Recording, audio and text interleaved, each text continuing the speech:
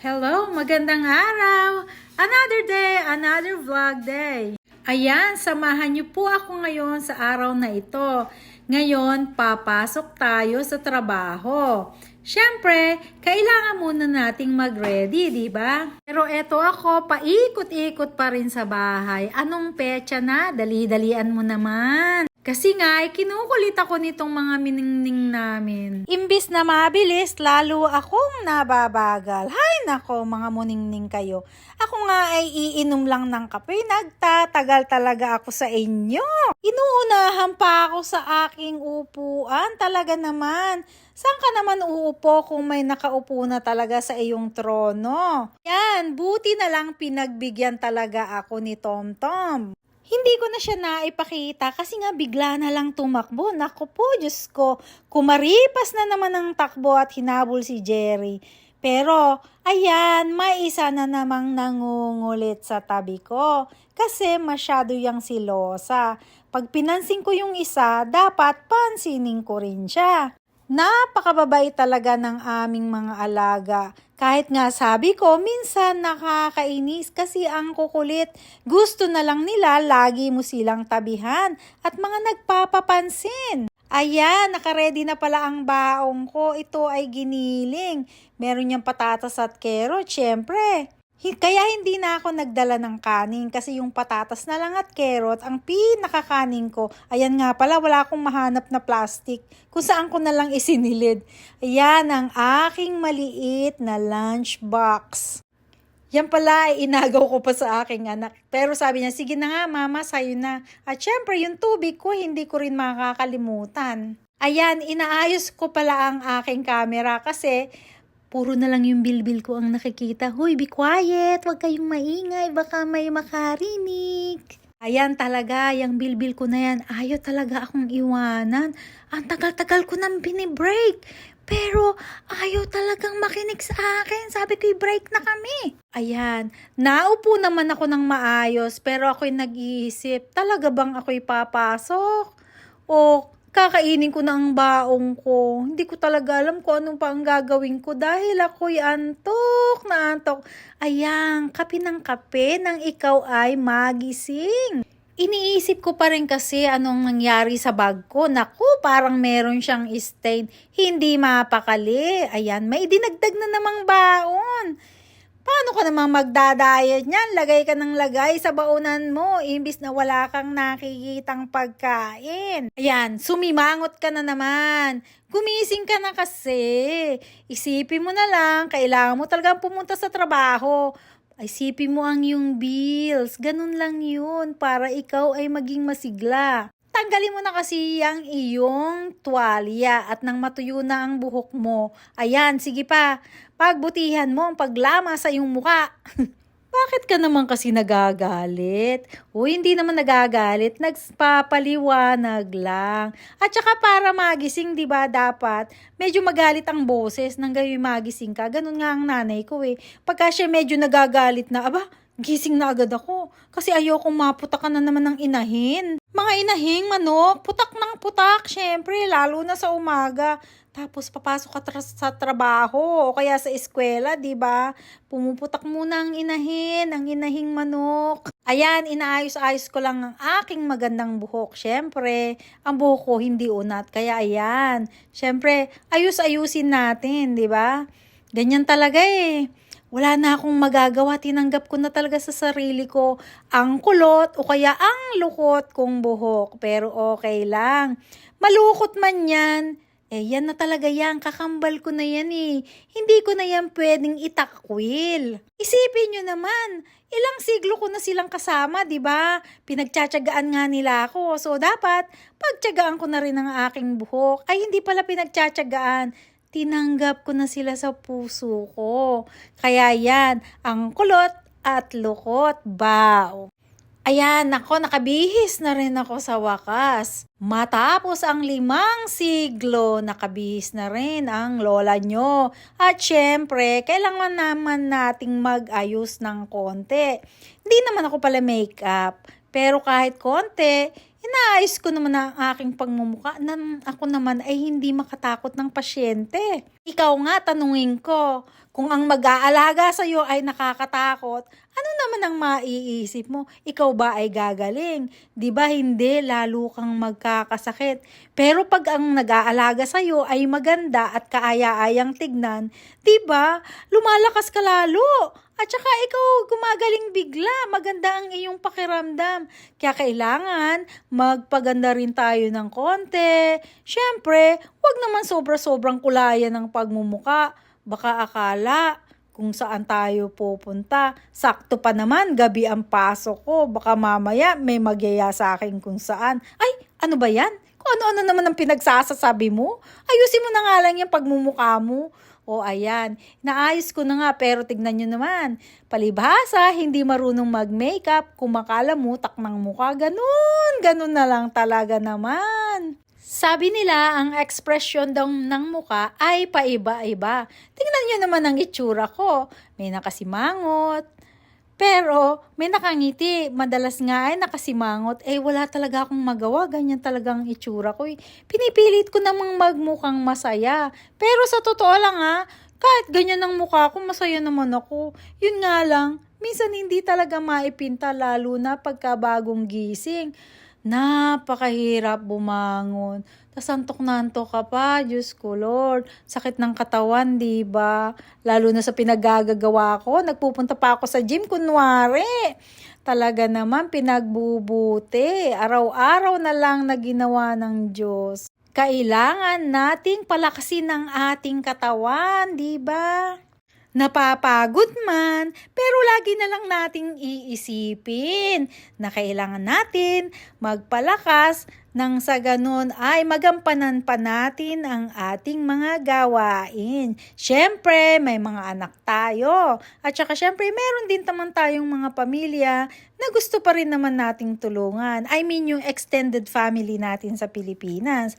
So, yan. Ang saya-saya ko talaga pag ako ay papasok, iniisip ko na lang, ito na to. Ito talaga ang nirequest ko eh. Ito ang hiniling ko, magkaroon ako ng trabaho. O, diba? Ayan, pinagbigyan ako. So, may trabaho na. Sabi nga ng kapatid ko, ikaw naman ay masyadong abusado.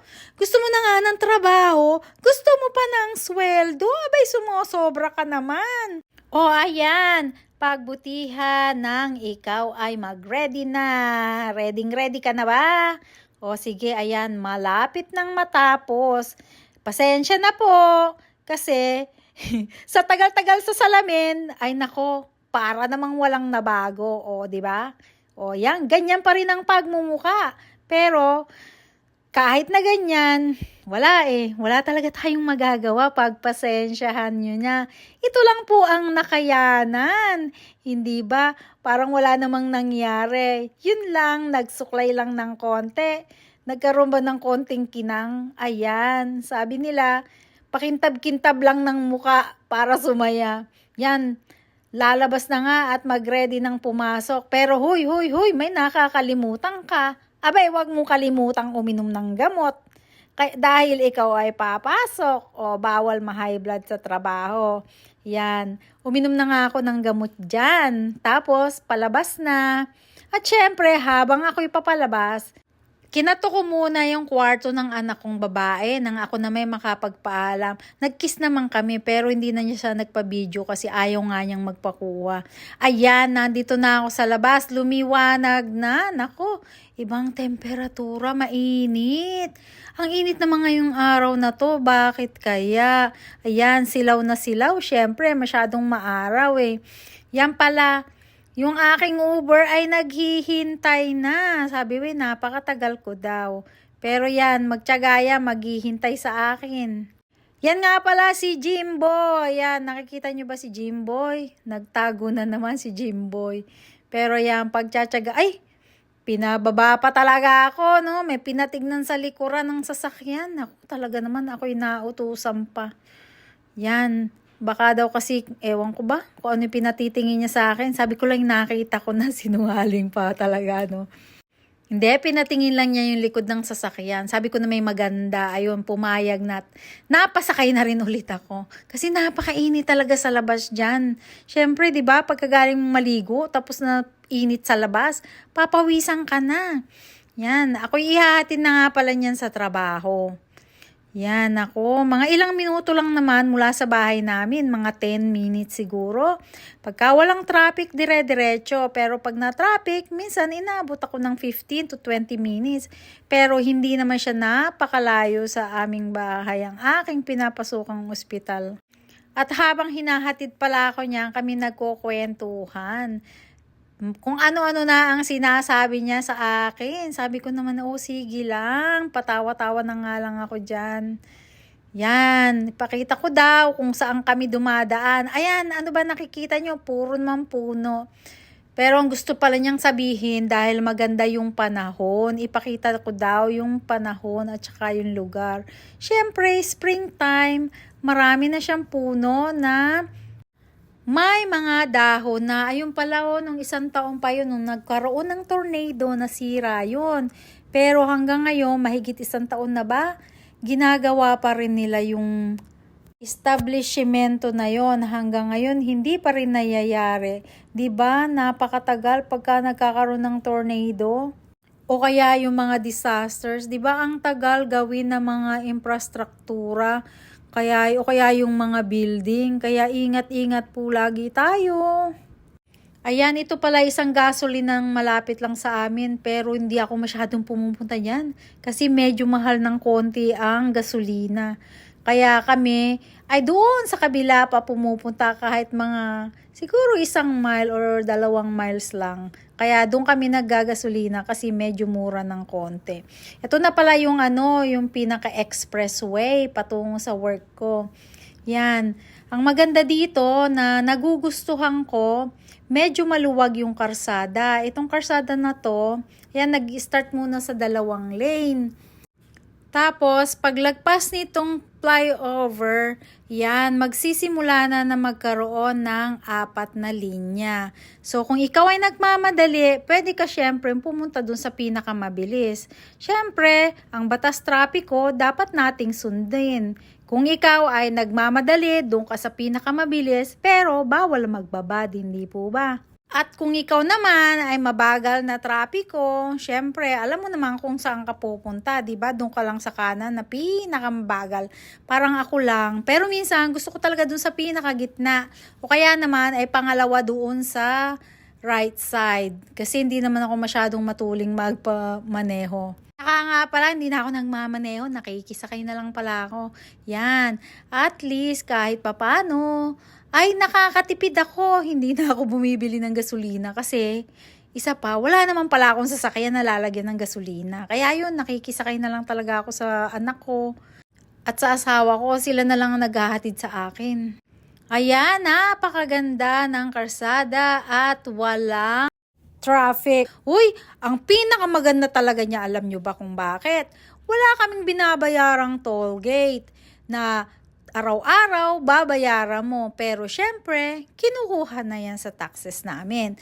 At least kahit papano, yung tax mo napapakinabangan mo. Hindi mo na kailangang magbayad ng toll fee araw-araw, di ba? Mas tipid yun. Yung pang-toll fee mo, pang-gagasolina mo na lang. O kaya naman, pwede mo na rin pang-snacks. At saka syempre, yung speed limit, dapat talaga susunod ka. Kasi baka maya-maya lang ay may kasunod ka na. Mahirap na, lalo na yung kumukutitap na kulay blue. Ay nako, o kaya kulay asul. Nako, ayoko talaga nung kumukutitap na yon. Ayoko rin akong masundan kasi alam nyo na kung sino yon. Ako'y hinihingal na sa aking pagsasalita. Parang ako yata ang nagmamaneho. Ako'y tumatakbo lang na parang sasakyan. Ay napansin ko lang pero ayan, malapit na rin naman akong makarating sa aking pinapasukan. Yan nga pala, yung mga madadaanin namin na iyan, ay may mga makikita ka kayo na mga ospital. Ayan, hindi lang 1 o 2 ang inyong makikita. Kaya kung kayo ay gustong magtrabaho sa ospital, ay maaari kayong mag-apply ng trabaho. At parang napapansin ko naman, lagi naman silang may opening. Kaya yon, yung mga naghahanap ng trabaho dyan, syempre, yun nga lang, kailangan yung nandito ka na. Pero naman, kung ikaw ay isang nurse, o kaya nurse, di ba? Pwede ka namang mag-apply mula dyan sa Pilipinas. May mga requirements nga lang silang hinihingi. Tapos, may agency o kaya naman direct hire sa isang ospital dito. Kaya lang, dapat makumply mo lahat ng kanilang mga requirements.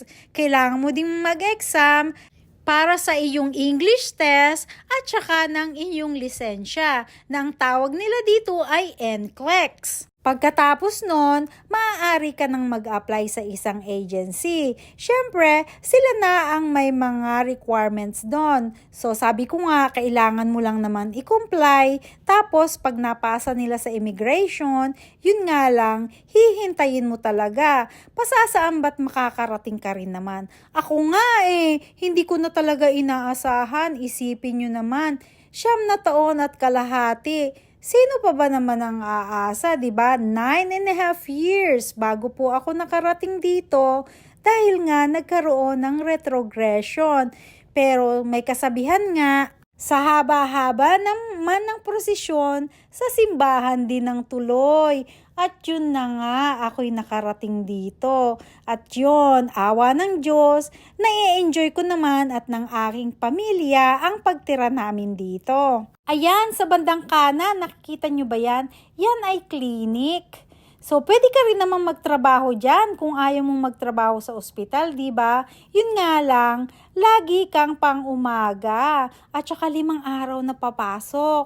O kaya 4. Ako kasi gusto ko 3 araw lang talaga yung regular days ko. O kaya yung required na araw na ako ay pupunta sa trabaho. Para kung ayaw ko man pumasok sa isang linggo, yun, 3 lang talaga ang nire-required sa amin. Yung building na yun, kasama pala yun sa ospital na pinapasukan ko, yun ay clinic. Kami ay nasa taas ng tulay. Ayan, naghihintay kami dahil nga ay red ang traffic light. Ayan, si Dudong si Jimboy, kumakaway-kaway. Ayan, medyo inihintay pa namin mag-green. Intay-intay, bawal sumingit. Ganyan talaga. Tsaka napapansin nyo, wala talagang motorsiklo dito. Ewan ko mga ba kung bakit napakadalang ng merong may motor. Siguro nga dahil sa panahon. Tapos pag mainit o kaya malamig, kaya hindi sila masyadong nagmumotor. Meron din mga nagmumotor talaga. Yun nga lang, hindi karamihan. Yan, ang ganda na talaga ng paligid. Ang gaganda na ng dahon. Ito, kung yung nakikita nyo na building na yan ay isang ospital din. Hindi kasama sa ospital namin. Yan po ay veterans. Yan, pwede din kayong mag-apply dyan. Diba? Hindi lang iisang lugar ang pwede nyong pag-applyan. Napakadami. Tabi-tabi kaya sila. Yan. Yung likod, kung makikita nyo, yan sa gawi-gawi pa doon. Doon ako nagtatrabaho. Yan, ito ay parking lot. Yan, masyadong maluwag pa ngayon ang parking lot kasi yung mga iba nakauwi na. Ito pala, sa mga buto-buto, dyan. Dyan inaayos ang may mga bali-baling buto. Yan, sa kaliwang ospital na yan. Naku, napakabagal naman ni Kuyang. Ako'y malelate na sa trabaho. Pakibilis-bilisan naman ng konti. Pero, hindi talaga pwedeng magmambilis. Kasi 20 miles lang per hour. May pulis din yan na nakatago. Maya-maya lang, tayo ay masisita. Kung tayo'y magmamabilis, napakahigpit pa naman nila. Lalo dito sa mga lugar na pampubliko. Dahil iyan ay ospital pag-aari ng gobyerno. Ayan, pagkatapos nitong likuan na to, may isa pang lilikuan at ayan na nga yung entrance ng pinapasukan ko. Uy, ang ganda talaga ng araw. Parang napakasarap namang mamasyal sa labas. Yun nga lang, kailangan ko pa rin pumasok sa trabaho. Kaya yan, hanggang tingin-tingin na lang muna ako sa labas. Ayan, liliko na uli kami. Pagkatapos, syempre, yan na yung drop off. Hindi naman ako talaga excited, pero sabi ko nga sa inyo, syempre, may mga bills tayo. Ayan na, papasok na po ako. Thank you, thank you. Ayan, syempre pumasok ako. Kailangan ko ding umuwi. Ayan, palabas na. Ay, salamat. Natapos ko rin ang aking 12 and a half hours. Haba ng gabi, tingnan nyo naman ang buhok ko. Kahapon lang ay nakasuklay pa ako, di ba? Ngayon naman ay gulo-gulo na. Pero ayan, kailangan pa rin nating mag-smile. Kahit pagod, piliin pa rin nating masaya. At saka syempre, happy na naman kasi kakain na uli ng breakfast. Ang happy, happy, happy. Yan pala yung labas ng aming ospital. Yan, may hintayan. Tapos, nako, ayan na talaga ang sundo ko. Excited. Sabi, sakay na. Yan, halina kayo. Ako yung uuwi na. Diyan, sabi niya, sige, pagbutihan mo, mag-seatbelt ka ha. Daldal ka ng daldal, kailangan mag-seatbelt para sa yung safety. Ayan po, pauwi na kami. Ayan pala yung sa labas. Itong discharge lobby na yan, parang may payong para kung may susunduin ka o discharge, sunduin mo yung pasyente mo, doon ka paparada. Ayun, nakita nyo yung sasakyan. Doon sila naghihintay ng mga pauwi na. Ayan, eto naman, kakaliwa na kami. Para kami ay makauwi na sa aming bahay.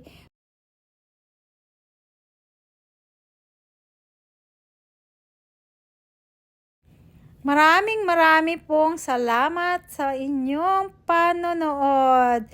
Sana po ay i-like and share nyo po. Kung may time kayo, pwede din po kayong mag-subscribe. At syempre, huwag nyo rin kalimutan yung notification bell. Nang sa gayoy, maging updated kayo sa bago naming mga upload na videos. Thank you so much! Magandang araw! Be a blessing to others! Bye!